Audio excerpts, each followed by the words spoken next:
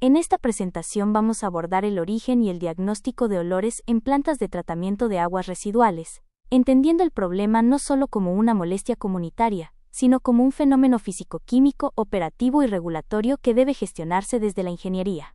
La idea central es que los olores en una planta de tratamiento de aguas residuales no aparecen de forma aislada, responden a condiciones anaerobias, transferencia de masa desde la fase líquida a la gaseosa, composición química del afluente, geometría de las unidades y desempeño operacional.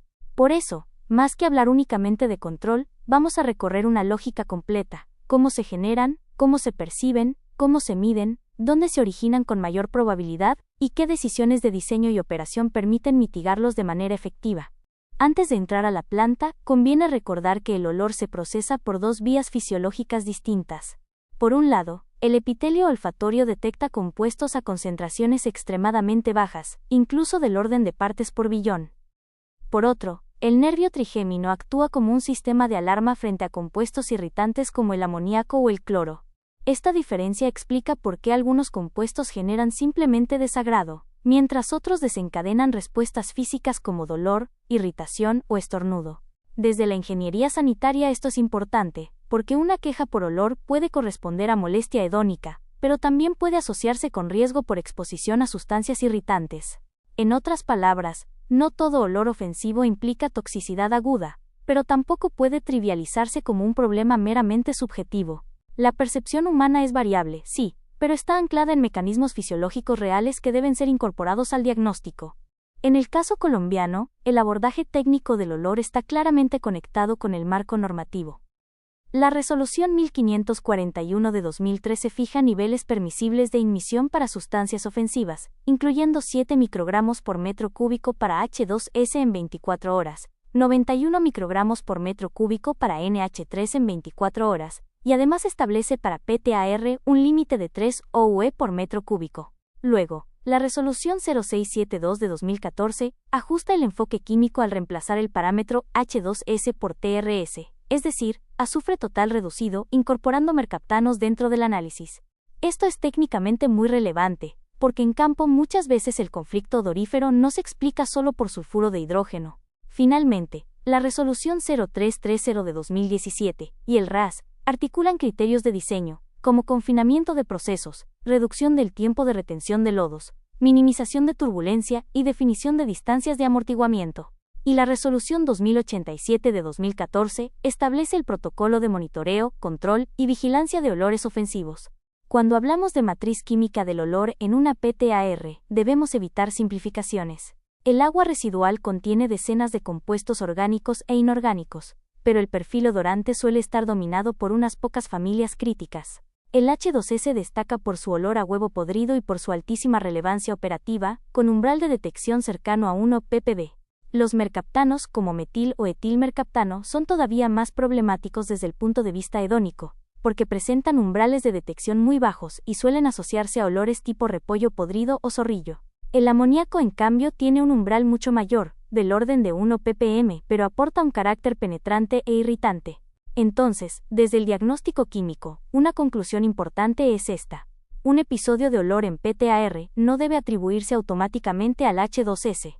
En especial en manejo de lodos y aportes industriales, los compuestos orgánicos sulfurados y nitrogenados pueden dominar la percepción. El protagonista frecuente en las PTAR es el sulfuro de hidrógeno, pero la clave no está solamente en su presencia, sino en su equilibrio químico. El sulfuro en forma iónica permanece disuelto. El problema aparece cuando las condiciones favorecen su transición a H2S molecular y luego a fase gaseosa. El pH funciona como una especie de interruptor maestro. El documento muestra que a pH cercano a 6 más del 90% del sulfuro disuelto puede estar disponible como gas, mientras que a pH 8 menos del 10% queda en esa condición. Por eso, una disminución de una unidad de pH puede disparar la emisión de H2S hacia la atmósfera. Desde la operación, esto significa que el control del olor empieza dentro del agua, no en el aire. Si esperamos a capturar el gas cuando ya fue liberado, llegamos tarde y normalmente a mayor costo. Además del pH, hay 4 catalizadores ambientales que aceleran el paso de los compuestos desde la fase líquida hacia la gaseosa. El primero es el oxígeno disuelto. Cuando cae a niveles bajos, se favorecen condiciones anaerobias y proliferan bacterias reductoras de sulfato con producción de H2S. El RAS recomienda mantener al menos 1 miligramo por litro de oxígeno disuelto. El segundo factor es la turbulencia. Aunque cierta energía hidráulica es necesaria para autolimpieza y mezcla, el exceso de turbulencia rompe la interfase y facilita la desorción del gas. Por eso las caídas, vertederos y entradas de alta energía son puntos críticos. Los otros dos factores son temperatura y tiempo de retención. Temperaturas altas reducen la solubilidad de los gases e incrementan actividad microbiana, mientras tiempos largos agotan el oxígeno y consolidan condiciones sépticas. En conjunto, estos 4 factores explican gran parte del comportamiento real de los olores en planta. Si llevamos lo anterior al plano de la PTAR, el mapa de calor de alto riesgo se concentra en las unidades donde coinciden grandes superficies expuestas, alta turbulencia y acumulación de materia orgánica o lodos. El pretratamiento y los desarenadores liberan de forma instantánea gases atrapados en la red. Los sedimentadores primarios suelen constituir una de las fuentes más significativas por su gran área superficial. Y el manejo de lodos es especialmente crítico por la presencia de mercaptanos, amoníaco y otros compuestos orgánicos de azufre. El documento base, apoyado en resúmenes de la WEF, indica precisamente que pretratamientos, cribado, desarenado, sedimentación primaria y etapas de espesamiento o deshidratación concentran el mayor potencial de emisión. En términos de diagnóstico, esto significa que no todas las unidades merecen el mismo nivel de instrumentación ni la misma prioridad de intervención. El análisis debe ser jerarquizado por riesgo de emisión. En contraste, las zonas de riesgo controlado corresponden sobre todo a etapas biológicas aerobias y procesos terciarios, donde la oxidación biológica reduce de forma importante la generación de H2S. El tratamiento de lodos activados y la sedimentación secundaria normalmente presentan concentraciones bajas de compuestos olorosos, salvo en zonas anóxicas internas o cuando hay mal manejo de lodos sedimentados. Sin embargo, esta diapositiva introduce una idea muy valiosa: la paradoja de la aireación. El oxígeno disuelto previene la formación de H2S, pero el burbujeo intenso también puede actuar como mecanismo de desorción física de compuestos orgánicos volátiles ya presentes. Por tanto, airear más no siempre equivale a emitir menos olor. La pregunta correcta no es si hay aireación, sino qué compuestos dominan, cuál es la intensidad de transferencia gas líquido, y en qué condición química está el sistema. Un factor que frecuentemente desestabiliza la planta es el aporte industrial. Una descarga puntual con alta DBO, alta temperatura o presencia de solventes y otros COPs puede alterar drásticamente el perfil químico del sistema y transformar el olor basal de la PTAR. El mecanismo es encadenado. Primero se agota rápidamente el oxígeno disuelto en la red, luego se favorece la formación de sulfuros. Después, al ingresar a unidades turbulentas de la planta, esos compuestos se liberan de manera masiva, y finalmente el tono hedónico cambia, pudiendo pasar de un olor fecal típico a uno con notas solventes, químicas o altamente irritantes. Por eso el diagnóstico de olores no puede limitarse al interior del predio. Debe revisar interceptores, aportes no domésticos, picos de carga y eventos transitorios aguas arriba de la planta. En cuanto al diagnóstico, el documento distingue correctamente 2 enfoques complementarios: el sensorial y el analítico.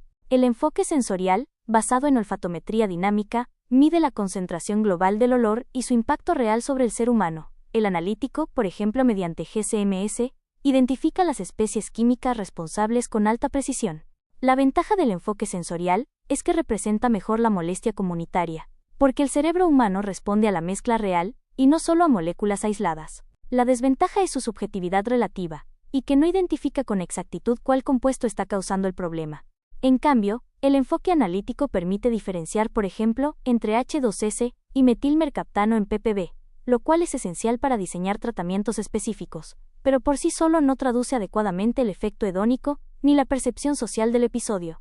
Dentro de las herramientas de campo, el Nasal Ranger es probablemente el instrumento más representativo para medición in situ de emisiones odoríferas. Su principio es simple y potente. Determinar cuántos volúmenes de aire limpio se requieren para diluir una muestra olorosa hasta alcanzar el umbral de detección humana, es decir, la relación DT. Si el operador necesita 100 volúmenes de aire limpio para diluir un volumen de aire oloroso hasta volverlo indetectable, el registro es 100 DT. Esa métrica permite construir mapas de percepción, seguir eventos transitorios y relacionar la experiencia del receptor con condiciones meteorológicas y operación de la planta. Ahora bien, esta herramienta no reemplaza el análisis químico ni la modelación. Su fortaleza es capturar el fenómeno tal como lo experimenta la comunidad en tiempo real. La matriz FIDO organiza la molestia odorífera con 4 variables: frecuencia, intensidad, duración y ofensividad.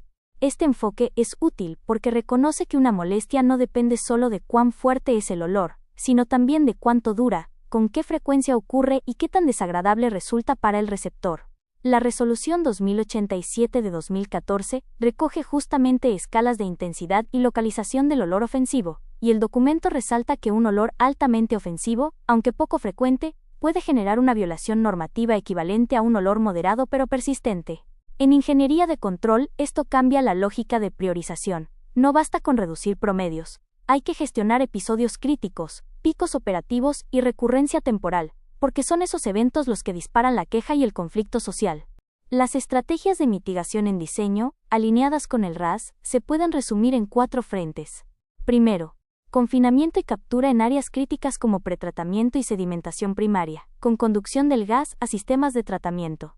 Segundo, gestión hidráulica para minimizar turbulencia, evitar caídas libres superiores a 5 centímetros y mantener sumergencia en conducciones. Tercero, manejo adecuado de lodos, reduciendo al mínimo el tiempo de retención y evitando que se vuelvan sépticos en clarificadores, espesadores o sistemas de deshidratación.